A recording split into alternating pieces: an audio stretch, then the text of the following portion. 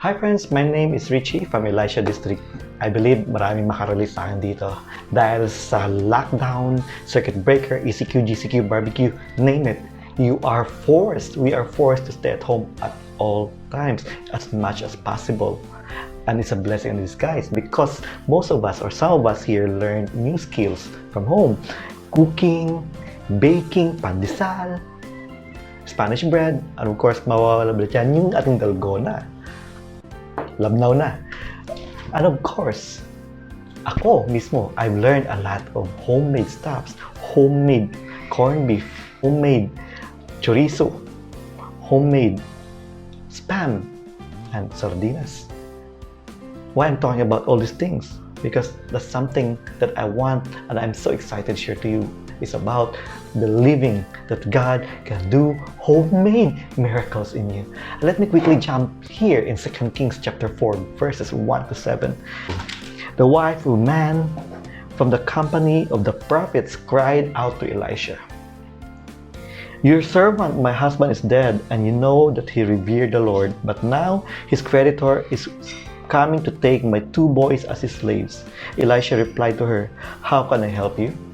Tell me, what do you have in your house?"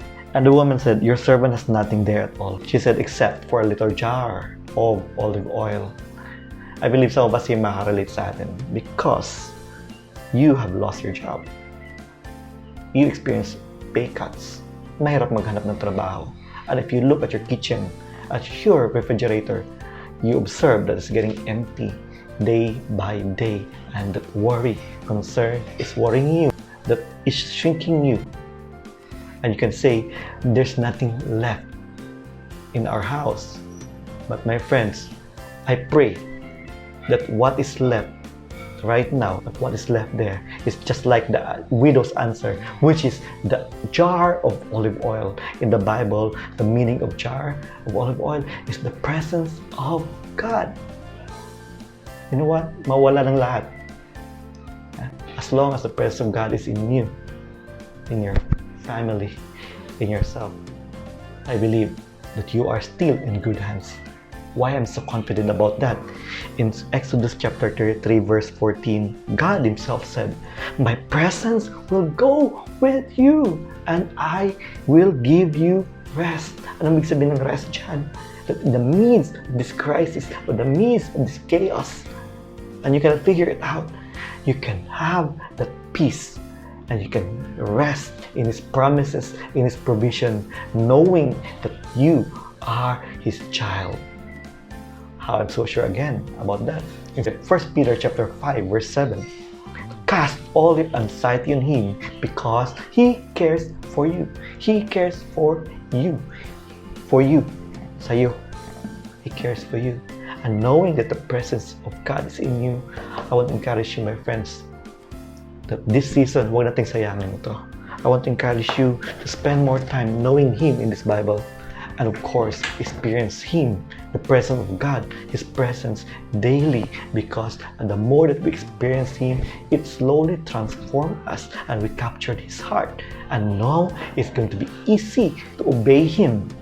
And we all know that total obedience leads to total blessings. That's why, my friends, this is the time for us to hide, to shrink back, to hold back, or to stay safe. But my point here is time for us to reach out to someone that needs that encouragement, that needs that provision. Don't hold back. Be a blessing and allow yourself. Tell the Lord, "Lord, use me as a willing vessel. Bless me that I may be a blessing. Do a miracle in my house that I will start to share that miracle in the other households." And to you, my friends, right now, I want to encourage you that the same as the widow has experienced, it doesn't make sense for her to obey, but she obeyed and her faith was rewarded. And I declare over you right now that may the Lord start to work from your home. So be willing to start to let Him work through your homes. God bless you.